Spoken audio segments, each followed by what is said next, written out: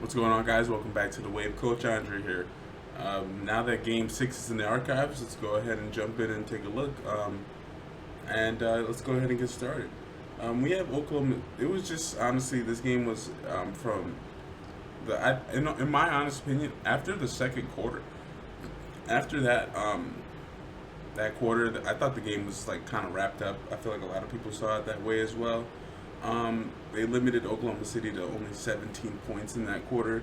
There's a lot to discuss with Oklahoma City, specifically them on offense. But we'll definitely take a look and see like where we could pinpoint some things that of concern and where we should kind of look at. But let's go ahead and look at the box score first. We'll start with Oklahoma City. It wasn't like a lot going on with that team. They shot 41% from the field, and they were ice cold from the three-point line, shooting barely above 25%. They were getting to the free throw line. They went 26 times, but you could see the turnovers was a huge story. Shai Gilgeous had 8 turnovers by himself, which is room for alarm. Jalen Williams also had 3 turnovers himself. Just not a lot of offense coming out there. Only 14 assists, and again they were ice cold from 3. There's not really a lot to talk about here. Shai Gilgeous had 21 with 7-15 shooting. He didn't play the worst, but not too much from Jay Williams, and just offensively it was a lot of miscues and just not a lot. And we need to address a concern that I think we need to talk about.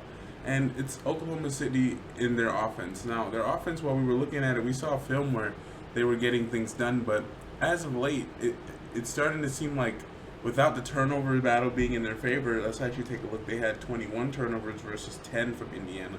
I believe Indiana didn't turn the ball over until the second quarter. They went the whole first quarter without any turnovers at all. And when they're not getting on the break and they're not running and creating offense like that, they can. And this game is a prime example where they seem to stall out. And it just, again, just not a lot coming from the bench either. There was some scoring, but not a lot. Isaiah Joe with 11 off the bench, but that's obviously high. And a lot of these players did get minutes because the game was kind of over with a little bit left in the third quarter. So some guys did get a little bit of run, but in all honesty, it wasn't the best performance from the Oklahoma City Thunder. And we'll see how they decide to respond in in Game 7. Let's go ahead and take a look at the Pacers, and this is honestly everybody was concerned because Halliburton, he was ruled out, and while he didn't have the most insane game, he definitely played great. He had 14 points, 5 assists, and 2 steals. He was definitely doing his thing out there, and he was sliding his feet playing defense. They limited him to only 23 minutes, which is good that they were able to win in such a dominant fashion while limiting, arguably their best player. Pascal Siakam, he did his thing with 16, 6 for 14, 13 rebounds, so he was out there playing defense, and 3 assists, creating some offense. He was just doing what he had to do out there. Andrew Nembhard, only 10 points, but you see that plus 24 on the box plus minus because, out there he was playing defense and just, contributing to winning basketball. Same thing with Miles Turner. That's the story there. 3 points and only 4 rebounds, but he had a plus 19, so his defense was definitely, area of flash tonight. You have Andrew Nembhard, he had 17, and he was hitting some big shots. He definitely bounced back from his Game 6 performance, and I liked his confidence in this game. I liked that he was actually shooting the ball a lot more, and I'm glad to see that he's doing his thing. And obviously Tyrese Halliburton, he had one of those flashy plays where he did a Magic Johnson looking pass. We can't forget about Obi Toppin. He was literally the X factor. He had 23 minutes off the bench along with McConnell. And McConnell and him off the bench was just a great punch. They gave up 30 points alone. Definitely outclassing the bench that played significant minutes for Oklahoma City. Mathurin, he did his thing. He only had 1 field goal, which was a dunk, and he was kind of a little shaky out there. But again, like we said, McConnell and Obi Toppin carried the show tonight. And it was just a great team effort. And like we said it a whole bunch of times. They're going to have 3 to 5 guys, double figures. Tonight, they had 6 guys with double figures, and that's just how Indiana rolls. It's just a team effort. And, Halliburton, he can definitely thrive with limited usage, and, he can definitely be effective, and he showed it. He didn't have to, score 40, but, he was just out there and facilitating his team and gathering his troops, and That's what I like to see. And we're gonna have a game 7, which is Sunday. So this will be the last game that we will be covering for the finals, and it'll be the end of the NBA season officially. And we will then commence off with the NBA draft that same week. So it's exciting stuff coming on, and we're just happy to cover it. Let's go ahead and look at some footage to see where Indiana, where they went, and things weren't really going their way, and we'll just take a look and see what Oklahoma City could do to bounce back to game 7, and what Indiana could take from this game and go on to game 7 with, so that they could. One of the teams are going to be named champ this Sunday. After what time is it? After 11:30. So we'll get a champion by Sunday, but it's going to be exciting. Let's go ahead and take a look at the footage. All right, and here we have the Indiana Pacers, where I saw some of the footage where I thought things started swinging in Indiana's favor. They had this moment, Indiana, they were up 1, they called timeout, they went on a little bit of a run. TJ McConnell, he had 12, he almost had a near triple-double that I forgot to mention, but he had 9 rebounds and 6 assists. And he just slashes through the lane and gets his signature little mid-range jump shot that's been money for him all night. You see he's making the cash money symbol, because it's been cash all playoffs long. We'll go ahead and see we have Cason Wallace. He's trying to get into the lane. McConnell, he strips, he gives him a little strip. And, they're pushing it. And, obviously, in the transition, Indiana's a team that like to get out and run. They do a little pitch screen action for Halliburton. Does a little crossover dance move, and he has been cold from the three-point line, but tonight he was able to find one and lace it in, and things just started rolling for Indiana, and this is where the snowball effect, and slowly but surely, Oklahoma City they really kind of played themselves out of the game. Let's go ahead and take more footage. Oklahoma City still can't get a basket to go, and then we have McConnell. He's probing. He goes in. He comes out. He comes back in. And then again he's doing a sweeping move across the lane. It kind of rims out a little bit.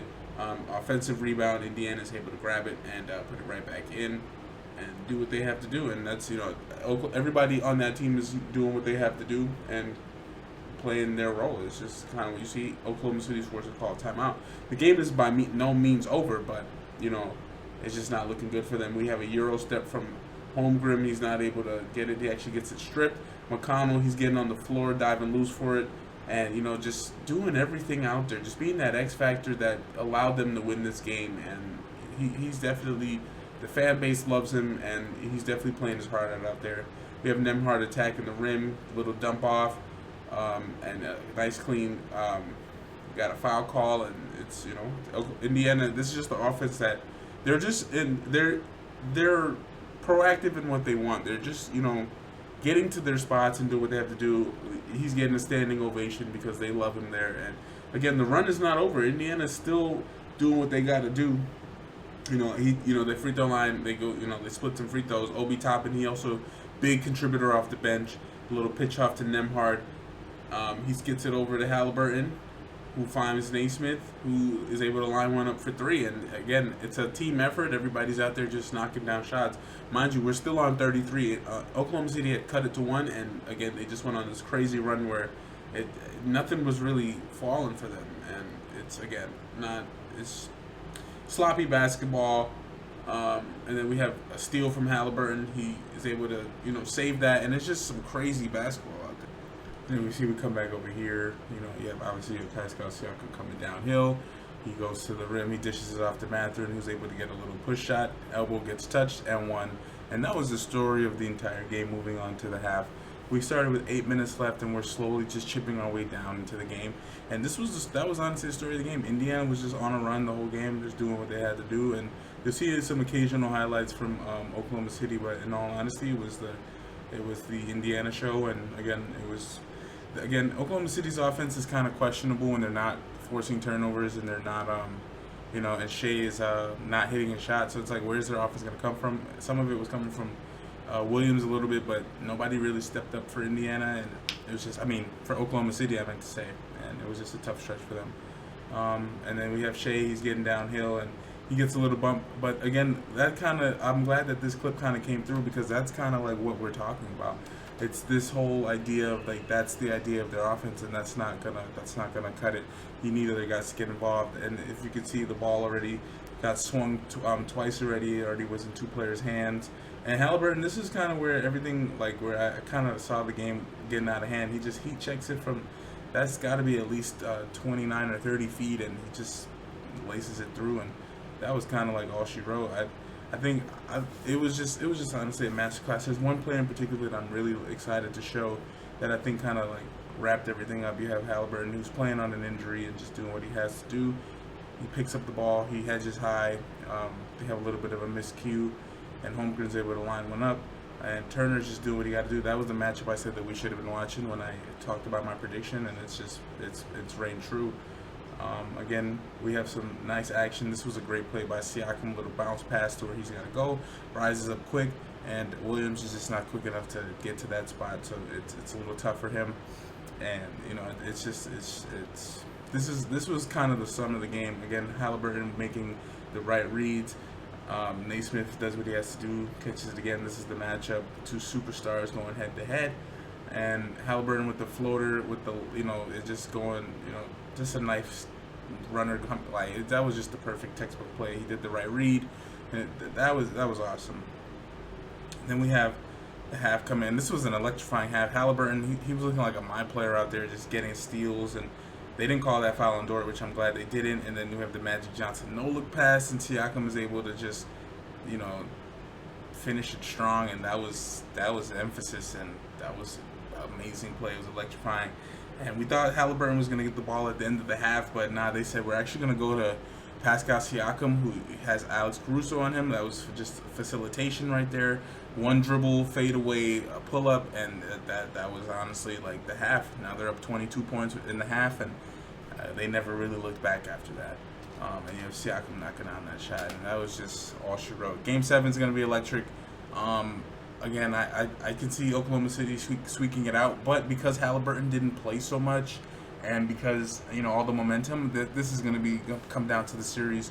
I'm going to stick with my prediction with Oklahoma City because I don't want to flip-flop. If I say one thing, I want to stick to it.